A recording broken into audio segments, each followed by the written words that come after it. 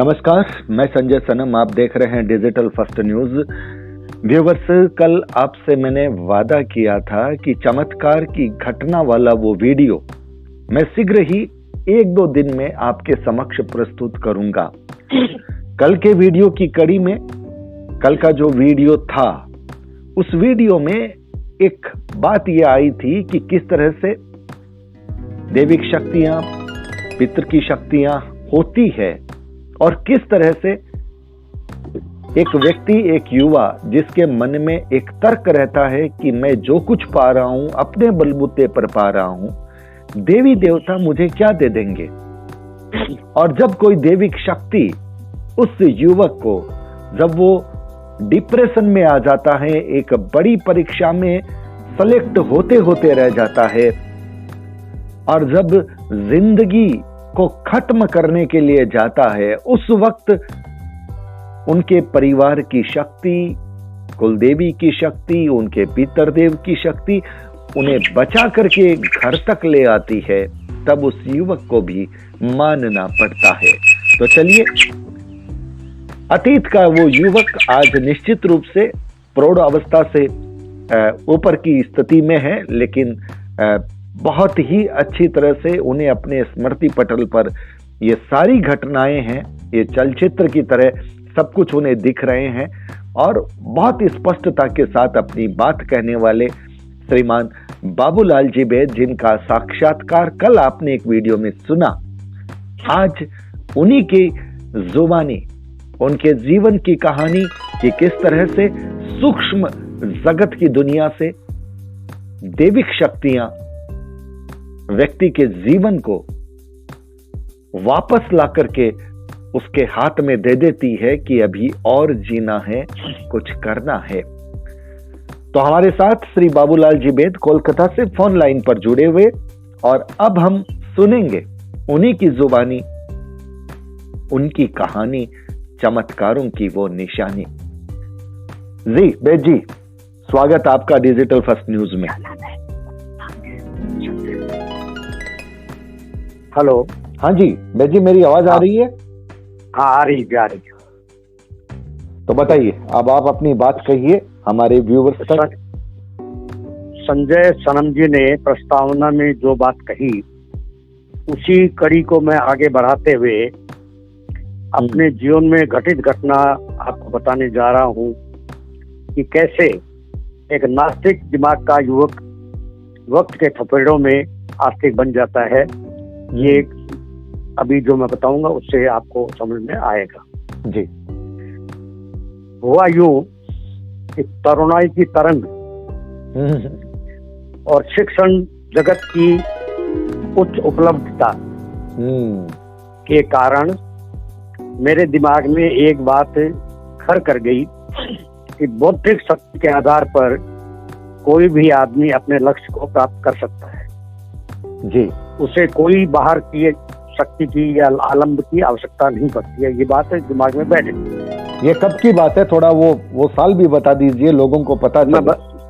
वो उसी में आ रहा हूँ मैं। आपके प्रस्तावना को लिंक करके मैं अब आ रहा हूँ असली घटना पर, कैसे ये दिमाग में फिट हुई और क्या हुआ। जी। तो राजस्थान में बोर्ड मैंने बहुत अव्वल दर्जे से पास किया। बिहार में मैंने यूनिवर्सिटी को अव्वल दर्जे से पास किया। तो वो दिमाग में बात थी, और फिर मैं चला गया आईएएस का एग्जाम देने के लिए, यूपीएससी की तैयारी करने के लिए। जी। दो साल के सघन अध्ययन जो मैंने मद्रास में किया था, उसके बाद में कलकत्ता में मैंने यूपीएससी की एग्जाम दी।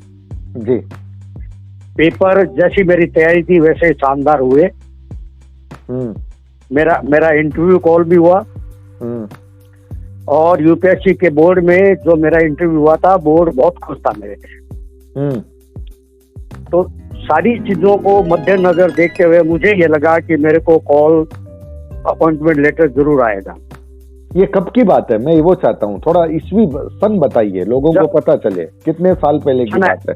सन ऐसा है कि मैं उस समय 24-25 साल का था। अच्छा, अभी आप 71-72 साल की उम्र में हैं। अभी 72 का पार करके मैं वृद्धावस्था की तरफ चला गया। 72 पार कर वो चुके। हाँ, अभी क्या है कि वो जो एग्जाम अच्छा हुआ, पहले मेरा जो बोर्ड का यूनिवर्सिटी का जो रिजल्ट था वो भी दिमाग में था ही जी। तो मुझे ये लगा कि ये जॉब मेरे को IAS वाली मिलेगी। आप पहले भी यूनिवर्सिटी से भी तो गोल्ड मेडलिस्ट थे या बोर्ड से गोल्ड मेडलिस्ट थे? हाँ, वही मैंने बताया ना, अव्वल दर्जा, अव्वल का मतलब IAS जी, फर्स्ट क्लास, फर्स्ट जिसको बोलते हैं गोल्ड मेडलिस्ट जी। तो बोर्ड में वही स्थिति थी और यूनिवर्सिटी में भी मैं गोल्ड मेडल लेके निकला। तो वो दिमाग में था भी मैं कुछ करने के लायक हूँ। और जब UPSC में मेरा क्लियर हो गया रिटर्न और बोर्ड में भी अच्छा मेरा प्रेजेंटेशन हुआ तो मेरे दिमाग में ये बात घर कर गई कि मेरे को IAS में जरूर अपॉइंटमेंट मिलेगा। जी जी जी जी। मैं बिहार चला गया अपने पैतृक व्यावसायिक जगह पर और मैं वेट कर रहा था कि मुझे ग्रीन लेटर आएगा और मेरा अपॉइंटमेंट निश्चित तौर पर होगा, क्योंकि बोर्ड का चेयरमैन जो था वो वाइवा वोसी में मेरा बहुत अप्रिशिएट किया मेरे को।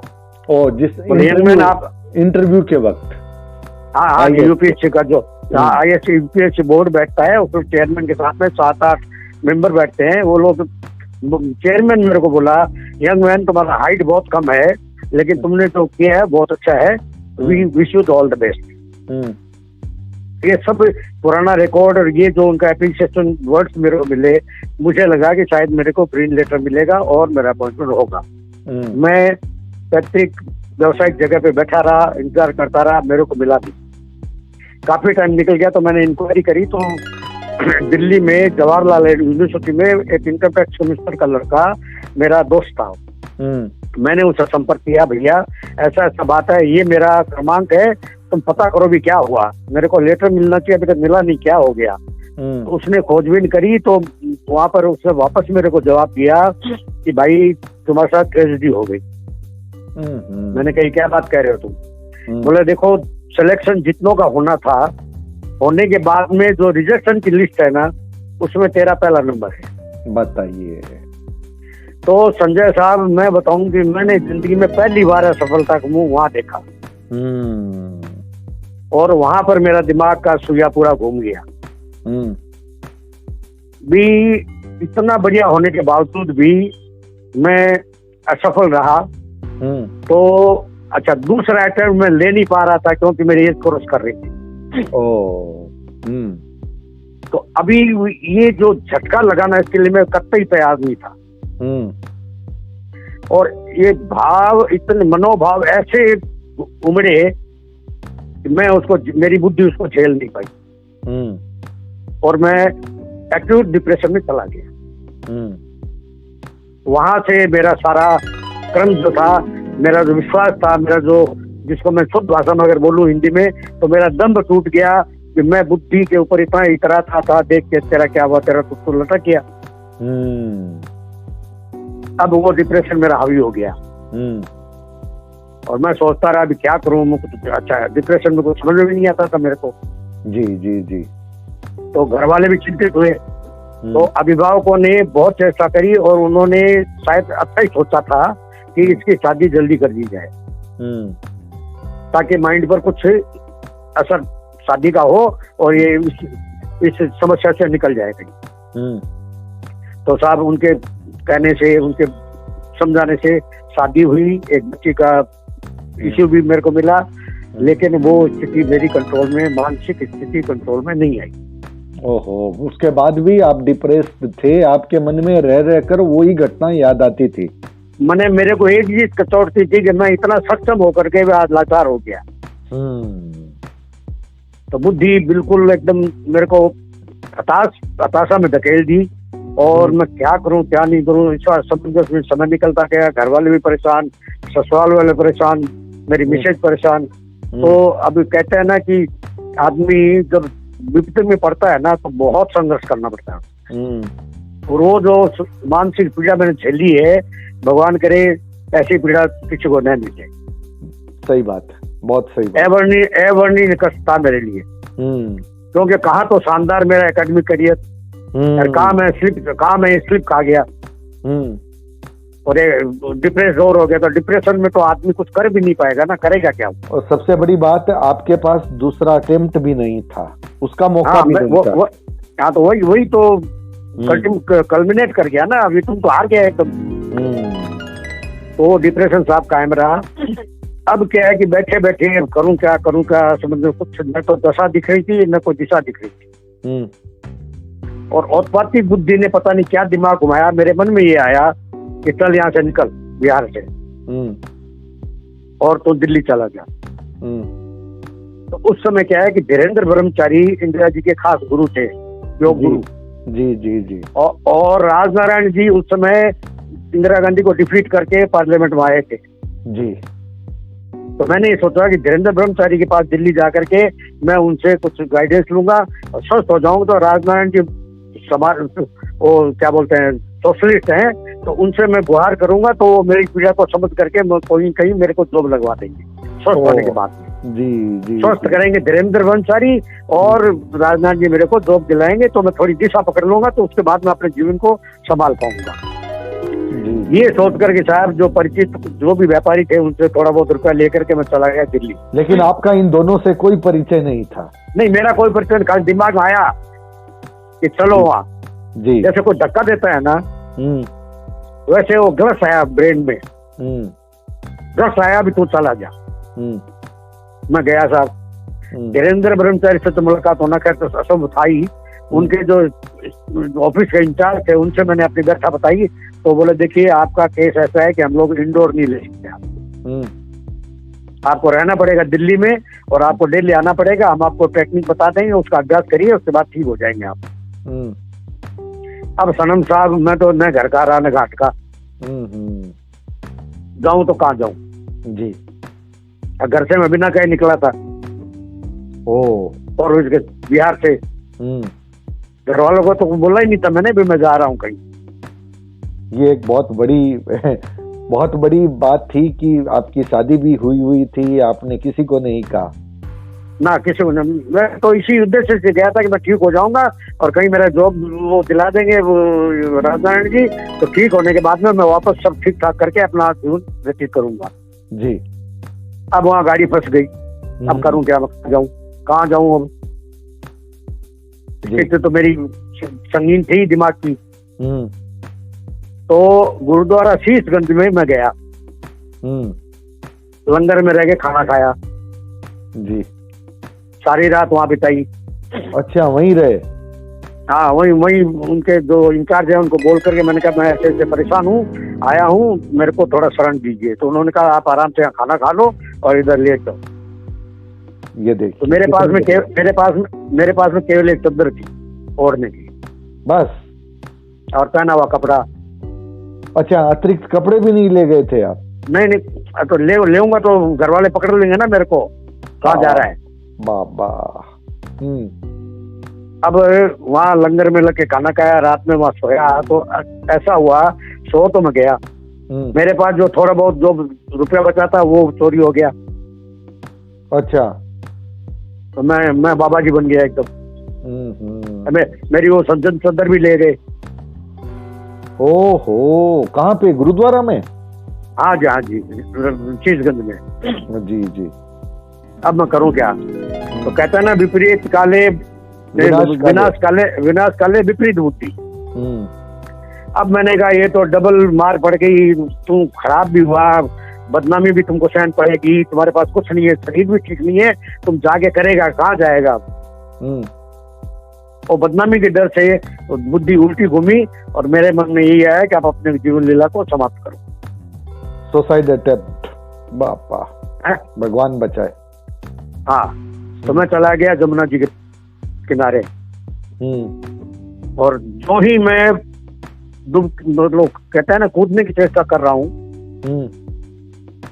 वहां पता नहीं क्या मेरे को लगा कि कोई मेरे को पकड़ रहा है। था कोई नहीं,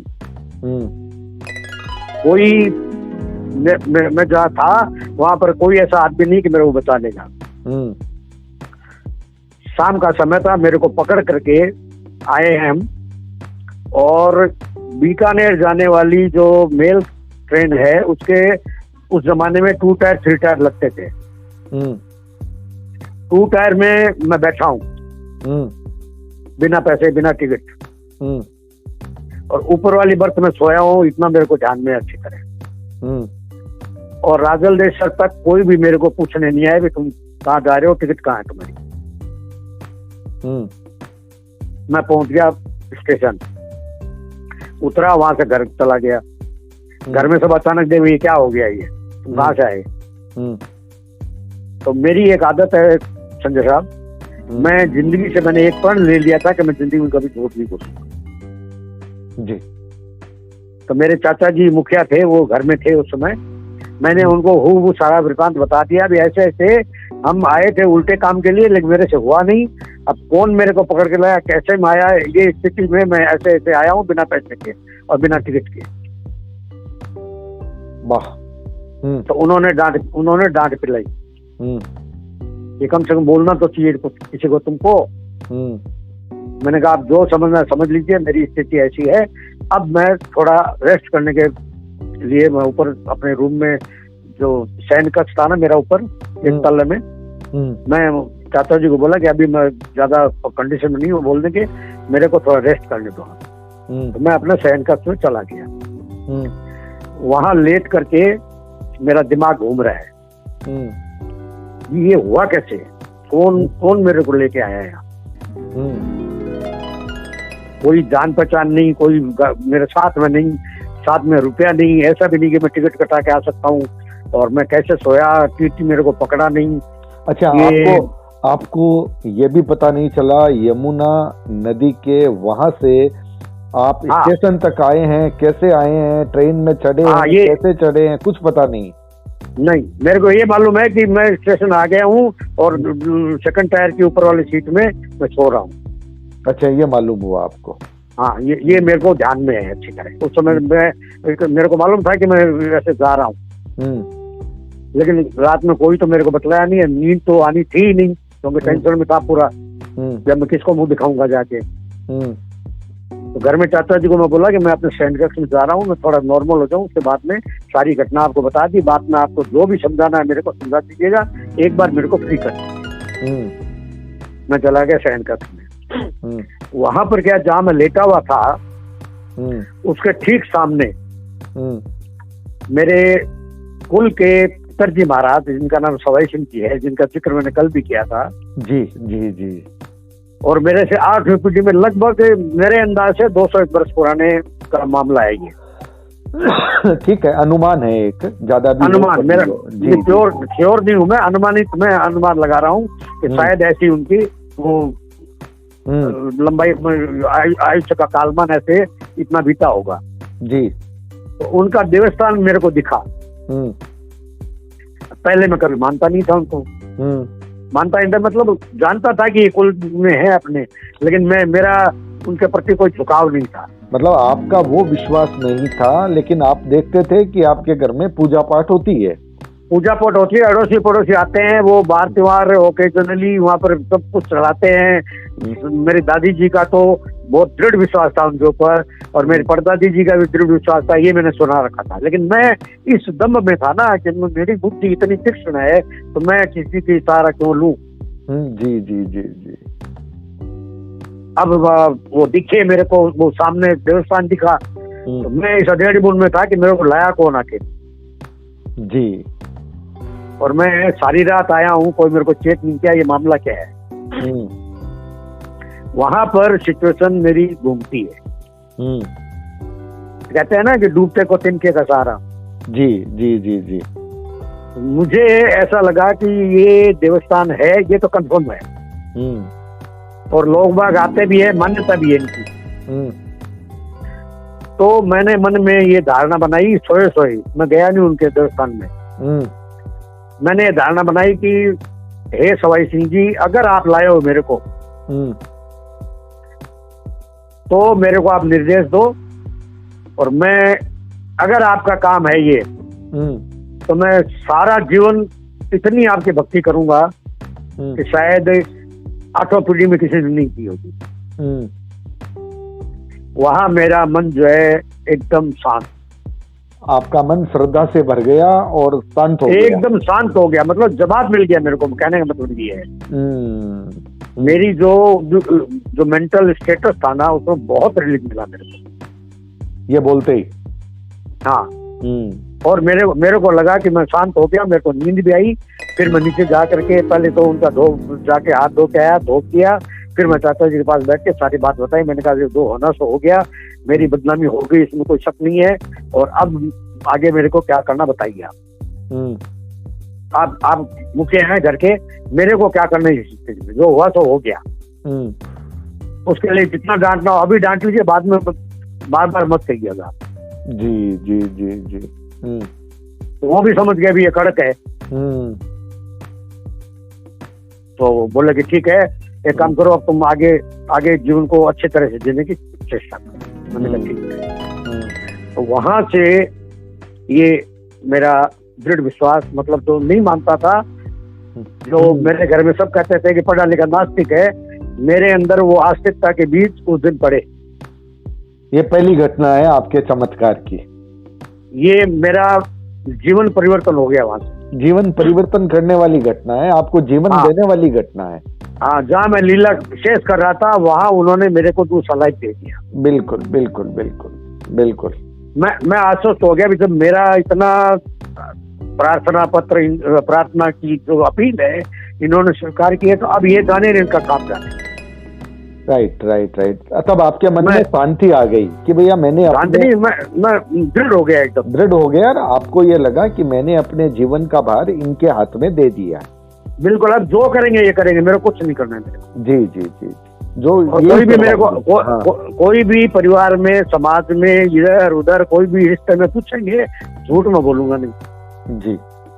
बाकी अपने आप संभालेंगे, बाकी अपने आप संभालेंगे जी। तो तूफान उठा, बदनामी हुई, मैंने वो सारी घटनाक्रम बता दी। मैंने कहा जो हो गया उसके लिए आपको जो बोलना बोलिए, आगे से मैं तैयार हूँ, आप लोग गाइड करिए, मैं चलूंगा। सवाई सिंह जी का शरणा लेकर के साहब मैं अपने जिंदगी को आगे बढ़ाने के लिए प्रस्तुत हुआ जी। फिर आपके जीवन में धीरे धीरे वो सब ठीक होने लग गया? नहीं, वही तो बता रहा हूँ, वक्त के थपेड़े ने मेरे को नास्तिक से आस्तिक बना दिया। जी जी जी जी। और वहाँ मेरी श्रद्धा अटूट कायम हो गई जी। ऐसे और भी चमत्कार हुए होंगे? हाँ, मैं दो एक और है, उनको हाईलाइट कर रहा हूँ अभी जी। अब हुआ क्या कि मेरी दादी माँ एक बार बिहार में रक्सौल बॉर्डर है नेपाल का, वहां पर मेरे चाचा जी के पास गई हुई थी। मैं था फॉरवर्ड बिहार में ही, वो नेपाल का इधर का बॉर्डर पड़ता है दूसरा। जी जी जी जी। मेरी दादी जी को लकवा लग गया चाचा जी के यहाँ रक्सौल में। तो ये तय हुआ कि उनको फारबिसगंज लाया जाए। तो प्राइवेट कार करके, लकवा के मरीज थे, उनको ठीक से चला नहीं जाता था, एक पूरा अंग उनका बैठ गया था। तो परिजन 2-3 साथ में होकर के एक प्राइवेट कार से वाया नेपाल फारबिसगंज लाने के लिए रवाना हुए वहां से। तो साहब वो नेपाल बॉर्डर को क्रॉस करके नेपाल के एरिया में जा रहे हैं। वहां पर कोई एक छोटा मोटा नदी समझ लीजिए या कोई पानी का बहाव समझ लीजिए, जैसा ये मतलब वहाँ आपके दादी माँ आते वक्त की बात है कि आप जाते वक्त की बात है?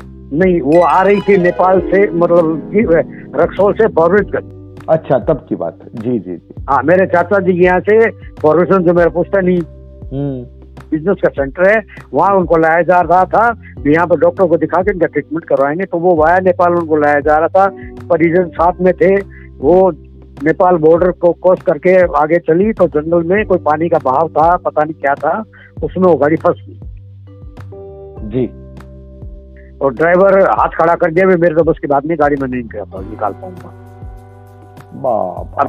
अब चिंता वो खड़ी हो गई, वीराने में फंस गए, करें क्या। तो मेरी दादी जी, जैसे मैंने पहले उल्लेख किया, उनका अटूट विश्वास था। वो उस अवस्था में आंख बंद करके हाथ जोड़ करके उनका स्मरण किया। तो उनको ऐसा निर्देश, जैसे कोई अंदरूनी प्रेरणा होती है ना, दिखे नहीं लेकिन अंदर में उनको प्रेरणा मिली कि तो चिंता मत कर। तो बाद में मेरे को परिजन ने बताया गया भी उस स्थिति में पता नहीं 2 आदमी कहाँ से आए उन्होंने पकड़ के गाड़ी को पानी से बाहर निकाल के छोड़ दिया। जब घूम करके देखे भी वो आदमी कहाँ है तो कोई अता पता नहीं। बाप बाप बाप। मैं तो निकालते समय दिखे और मैं बाद में दिखे। वो आगे फॉरबिसगंज, तो फॉरबिसगंज आते आते उनकी सूर्यास्त हो गया था। तो वहां चर्चा चली भी, आ तो गए अच्छी तरह। दादी जी बोली मेरा प्रसाद बोला हुआ है वो चढ़ा दो। आपने मारवाड़ी बोलता है ना सीढ़नी। जी जी जी जी जी। तो उनका वर्ड यही था कि हमारी सीढ़नी बोल रही थी कि बार चढ़ा दो। अब वहां पर आज का बौद्धिक समाज है, सब कोई बोले अब रात में सूरज अस्त हो गया, अभी निकल चढ़ाएंगे। तो मेरे मुंह से पहली बार सवाई सिंह जी ने हुक्म दिया, बोला बुढ़िया बोल रहे अबार को बार सीढ़नी लाओ। ओ बिल्कुल। तो उन्होंने पहली बार मेरे मुंह से उनका मेरे को एहसास हुआ कि मेरे मुंह से बोलना स्टार्ट हुआ जी। और कार्यक्रम हुआ। तो ये घटना भी मतलब विचित्र टाइप की थी। कौन आए, कहाँ से गाड़ी निकली, दिखे नहीं। बिल्कुल बिल्कुल बिल्कुल। तो आज का बौद्धिक और तार्किक जो दिमाग होगा ना, इस बात को स्वीकार करने के लिए तैयार। लेकिन जिसके साथ जो घटना हो जाती है उसको स्वीकार करना ही पड़ता है, वो चाहे कितना ही बौद्धिक तार्किक हो, जैसे आपको करना पड़ा। हाँ, मैं वही तो कह रहा हूँ कि मेरे जैसा एकदम अनाड़ी आदमी जब उनके शरण में चला गया तो मेरे को तो विश्वास हो ही गया। मैं और दृढ़ विश्वास हो गया। अभी ये देखो, एक डबल चमत्कार से बड़ा चमत्कार मिल गया मेरे को। ठीक है जी। अब और एक दो इधर उधर की घटनाओं को कट शॉर्ट करके मैं यहाँ कोलकाता में जब आया हूँ मैं, वो एक मैं जरूर वृत्तांत आपको बताना चाहूंगा कि मैं अभी जिस जगह रह रहा हूँ ना, वो उसमें उसका क्या बोलते हैं, फिनिश नहीं हुआ था। उसके फ्लोरिंग बाकी थी, फ्लोरिंग बाकी थी, पूरी फ्लोरिंग बाकी थी जी। तो 2 कमरों का छोटा सा फ्लैट है, उसमें फ्लोरिंग बाकी थी। तो मैं पंडित जी मेरे को बोले कि अभी तुम मुहूर्त ये कर लो, उसके बाद में बहुत लंबा चांस है, बहुत गैप देना पड़ेगा। तो हम लोग उसको प्रमोटर को बोल करके और मुहूर्त करके घुस गए। एक कमरे में साइड में जमीन पर ही 2 बर्नर का स्टोव और साइड में गैस का सिलेंडर रख करके हम लोग अपना कार्यक्रम वहां स्टार्ट कर दिए। तो वहीं खाना बनाना, वहीं सोना, सब चालू हो गया।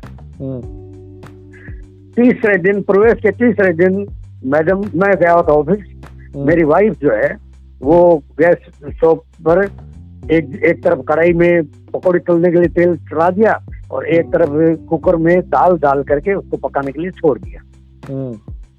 और मेरा लड़का जो 2.5-3 साल का था उस समय, उसको गोदी में लेके बैठी थी सामने, तेल आ जाएगा तो पकौड़ी तल दूंगी। अब साहब वहाँ वो कुकर फटा है, आज ब्लास्ट हुआ उसका, और सीलिंग पे जाके टकरा के वापस नीचे गिरा है वो। और गैस स्टोव था वो मुचक गया, मतलब उसमें डेंट आ गया। और इस तरफ तेल का कढ़ाई चालू है, तेल उबल रहा है जी। और मेरी मिसेज को ये पता नहीं भी क्या हुआ। अच्छा, इतना बड़ा वो हुआ है हंगामा, लेकिन उनको पता नहीं चला। ब्लास्ट हुआ ना, उसको नहीं मालूम पड़ा क्या हुआ है। जी जी जी। तो मेरे तल्ले में 4 फ्लैट है, 3 फ्लैट वाले दौड़ के आए, भाभी जी क्या हुआ? बोल क्या हुआ, क्या हुआ? मेरे को कुछ पता नहीं। बोल देखे क्या हाल है आपका? तो मेरे को फोन किया, मैं आया, घर में आके देखता हूँ तो विचित्र स्थिति। अब यहाँ मनुष्य की मेधा शक्ति हार मान जाती है कि ये हुआ कैसे। तब मेरे को याद आ गया भी अभी यहाँ पर पूरा प्रमाण है कि ये दिव्य शक्ति मेरे दादोजी महाराज ही है। जी जी जी। और उन्होंने ही बचाया है। बिल्कुल बिल्कुल बिल्कुल। इतनी बड़ी घटना हो गई। हाँ, वक्त के थपेड़े जब लगते हैं ना, तो अच्छे अच्छे नास्तिक भी सही रास्ते पर आ जाते हैं। आपने बहुत सही बात कही है, ये बिल्कुल कड़वा सच है। कड़वा सच नहीं, मैंने भोगा है इसको अच्छी तरह। बिल्कुल, आपने भोगा है। राइट। मैं तो आप भी बता रहा हूँ ना, कोई कहानी थोड़ी बता रहा हूँ। जी जी जी जी। बिल्कुल सही। मैं तो कैसे कैसे मेरे को बुद्धि पर इतराता मैं, और कैसे मैं जमीन पर लेट करके सरेंडर हो गया उनके सामने। तो ये सच्ची घटनाओं के आधार पर है सारा। बिल्कुल सही है, बिल्कुल सही। आप जो आज की युवा पीढ़ी है या वे लोग हैं जो इन शक्तियों को नहीं मानते, हाँ, उन्हें क्या कहना चाहेंगे? हाँ, वही मैं कह रहा हूँ कि इसका सारांश अगर पकड़ना हो तो 25 वर्ष की अवस्था से लेकर के और 72 वर्ष की अवस्था को पार करके मैं बुढ़ापे की तरफ, मतलब मैं जीवन की अंतिम पारी खेल रहा हूँ। मैंने यही सीखा है कि बुद्धि बल अपनी जगह कितना ही जोर मार ले, जो बोलते हैं ना भवितव्यता, होनहार तो होके रहेगी। ठीक है ना, प्रारब्ध है वो आएगा, बिल्कुल प्रारब्ध निकल जाएगा। प्रारब्ध अपने जैन समाज में बोलते हैं ना कि पाप पुण्य का लेखा चुकाना पड़ता है जी। वो भवितव्यता या जो होनहार है वो तो होके रहेगी, लेकिन मेरा अब ये अनुभव पक्का हो गया, मेरी बुद्धि एकदम पक गई कि अगर आपका कोई दिव्य शक्ति के प्रति आपका विकल्प रहित संकल्प सहित, उसमें विकल्प नहीं होना चाहिए। जी जी जी जी जी। विकल्प रहित संकल्प अगर पाल लेते हैं आप और किसी के प्रति आप अपनी आस्था जता देते हैं जी, तो आपको पक्का सहारा मिलेगा। और मैंने अनुभव किया है कि इस पीरियड में इतने झंझावातों मैंने झेला है, बाद में भी बहुत सी बातें हैं इसमें। जहाँ परिवार है वहाँ ऊंच नीच होगी जी, और कभी भी विकास की दशा सीधी तीर की तरह नहीं जाती है, कर्व में जाती है हमेशा। तो वो उतार चढ़ाव आते रहे, वो मेरे को मालूम था कि ये भवितव्यता हो रही है, लेकिन मैंने अपने सवाई सिंह जी महाराज का पल्लू पकड़े रखा कि हे महाराज, जो संकट है आप दोनों आपका काम जाने, मेरे से कोई काम उल्टा नहीं हो जाए जिससे आपकी बदनामी हो। बहुत बड़ी बात, बहुत बड़ी बात, सीधी सी बात है।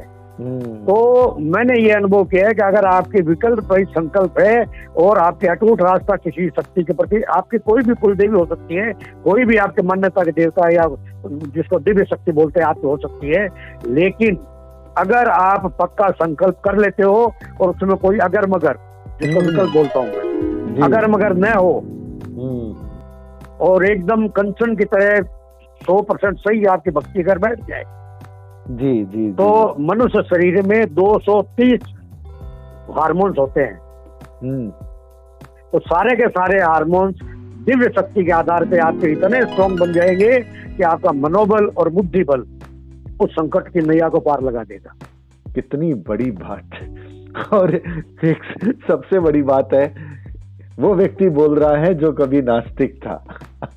नास्तिक मैं तो टूट चुका था। बिल्कुल बिल्कुल बिल्कुल बिल्कुल, मैं तो हारा हुआ जुआरी था एकदम। बिल्कुल। और इससे अंतिम क्या होगा कि मैं अपने प्राण को खत्म करूं अपने आप। बिल्कुल बिल्कुल, ये सबसे बड़ी बात थी कि तो ये आप होगी, ये मेरा अनुभव है 1 वर्षों का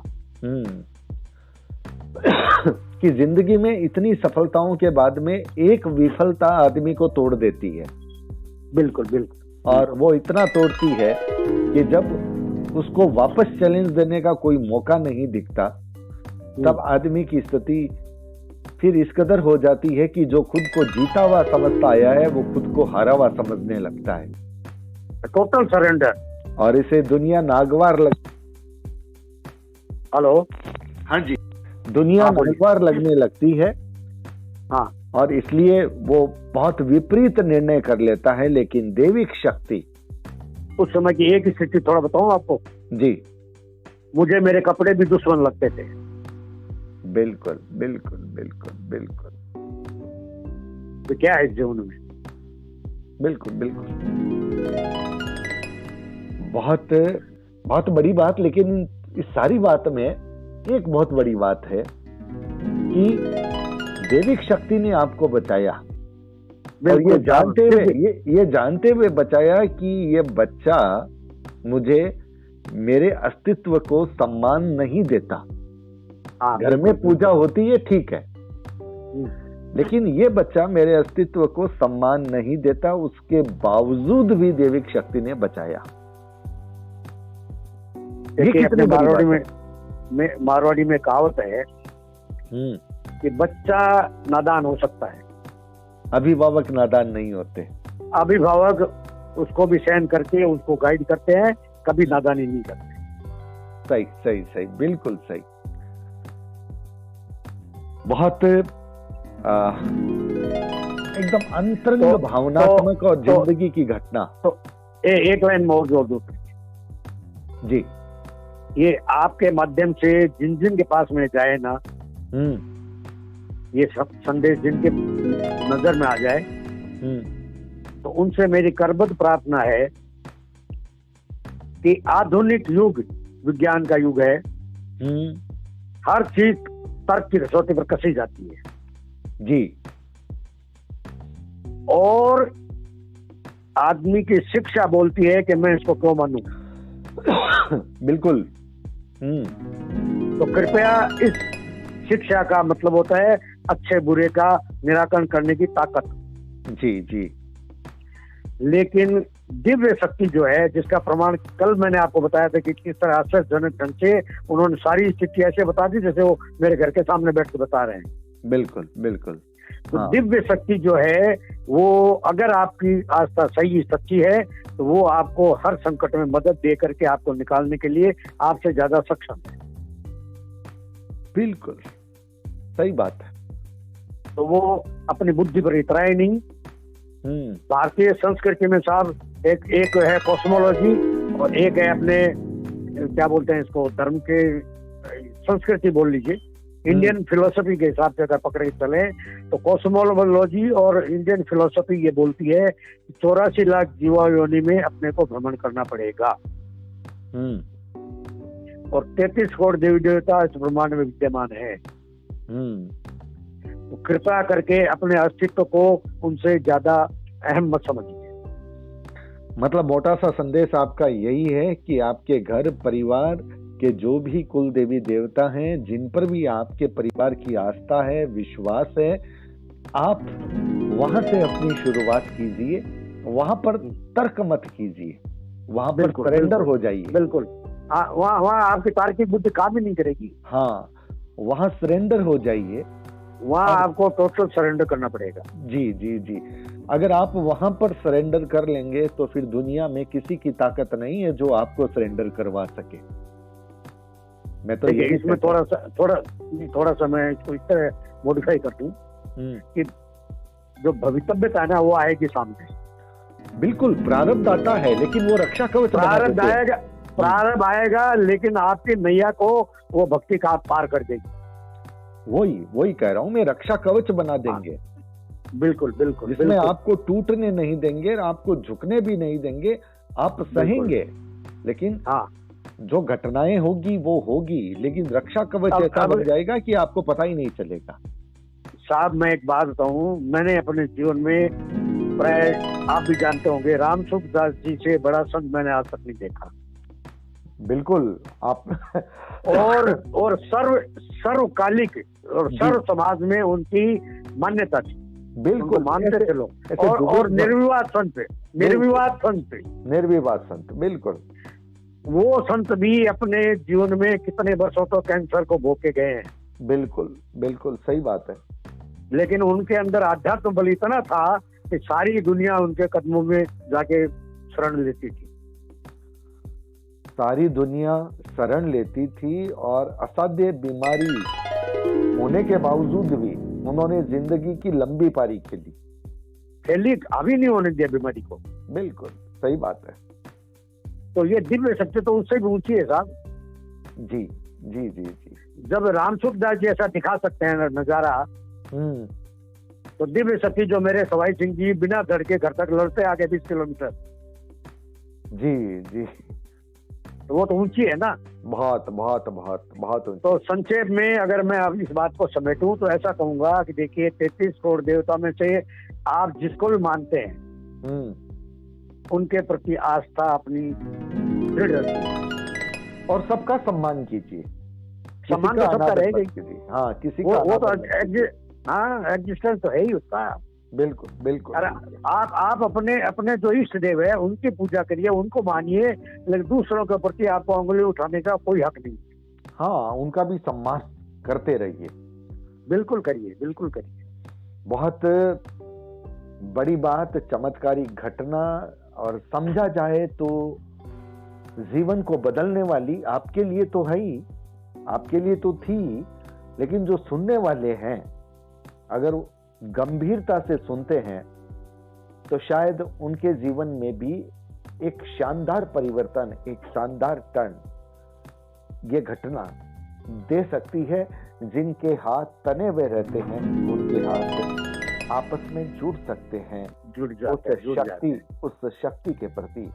और जब वहां हाथ जुड़ जाते हैं तो जैसा कि ये कहा जाता है कि जब कोई अपने आराध्य इष्ट देव शक्ति की गुलामी करता हो तो उसे फिर दुनिया में किसी और की गुलामी करने की जरूरत नहीं पड़ती। गुलामी करो तो उसकी करो जिसके पास, जिसे हम कहते हैं कि हमारी देविक शक्ति है, हमारी कुल देवी है, हमारे कुल देवता हैं, हमारे पितर देवता हैं, उनकी मैं हो जाओ। जी सर जी, मैं आपको इंटरप्ट कर रहा हूँ। मैं एक चीज बोलने के लिए मजबूर हो रहा हूँ कि देखिए, दुनिया में कोई किसी को कुछ नहीं दे पाएगा, आपको स्वयं अर्जित करना पड़ेगा। जी, लेकिन मेरा थोड़ा सा बता रहा हूँ, जब मैं पढ़ता था ना तो मेरा स्वर हमेशा ऐसा ऊंचा रहता था, क्योंकि मुझे पता था कि मैं तैयारी करके आया हूँ, मुझे घबराने की जरूरत क्या है। जी। और मुझे अच्छी तरह याद है कि जब मैं हायर सेकेंडरी में आया और वहां से जब मैं कॉलेज यूनिवर्सिटी में गया तो जो लेक्चरर है उसके सामने सीना तान करके खड़ा होकर के मैं उससे क्वेश्चन कर लेता था।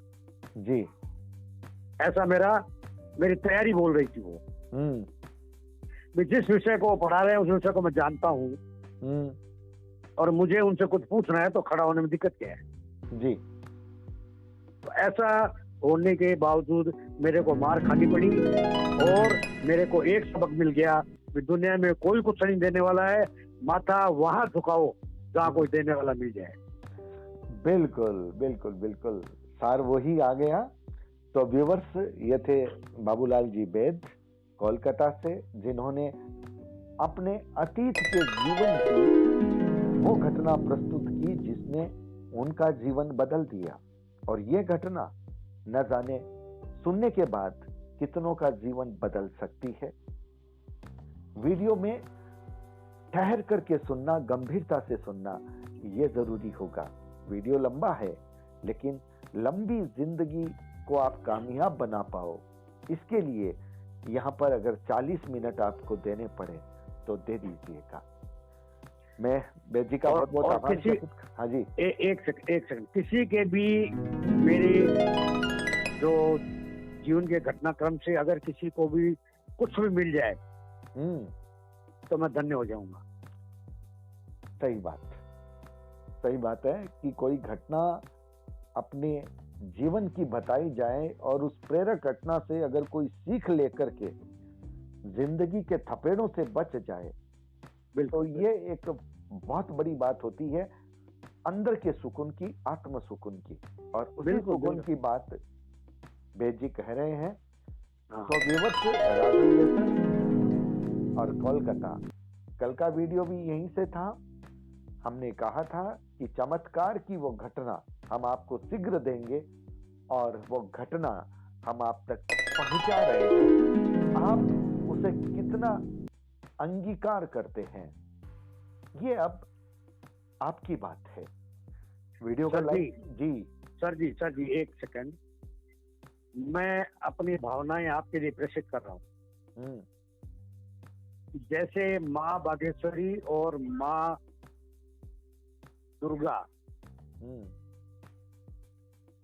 जैसे आपको बल देती है, तो बागेश्वरी की कृपा और 21 रहे और आपके जो स्वास्थ्य पैदा हो रहा है, ये दोनों माँ मिल करके आपको जल्द से स्वस्थ करें और चिरकाल तक आप ये जो समाज को निडरता के साथ जो आईना दिखा रहे हैं ना, वो दिखाते रहे, मेरी यही भगवती से प्रार्थना है। जी, आपकी शुभकामनाओं के लिए धन्यवाद। माता के संरक्षण में, माता की छत्र छांव में है, इसलिए निश्चिंत रहिए कि आवाज उठती रहेगी, आवाज गूंजती रहेगी माँ की कृपा से। नहीं, सच्ची और तीखी आवाज, बिल्कुल, सच्ची और तीखी आवाज। ये आज के चाटुकारिता के युग में साहब आपने शेर के मुंह में हाथ डाल दिया। हमने कुछ नहीं किया, बस हमारी भगवती है। भगवती बल देगी और आप भी और चिरकाल तक स्वस्थ रहें और सबको, समाज को आईना दिखाते रहे, यही मेरी मंगल कामना। जी जी जी। तो एक प्रेरक जीवन की घटना, और सबसे बड़ी बात है कि जिन्होंने कभी समझा नहीं उस शक्ति को उस रूप में, आज वो शक्ति उनका सब कुछ है। ये चमत्कार है, ये बदलाव, ये जो घटना है वो आपके लिए भी बहुत प्रेरक बन सकती है, ऊर्जा वाली बन सकती है, और इसीलिए ये वीडियो का अंश बनी है। वीडियो को लाइक कीजिएगा, शेयर कीजिएगा, चैनल बेल बटन को दबा दीजिएगा। आप हमारे डिजिटल फर्स्ट न्यूज को ज्वाइन भी कर सकते हैं।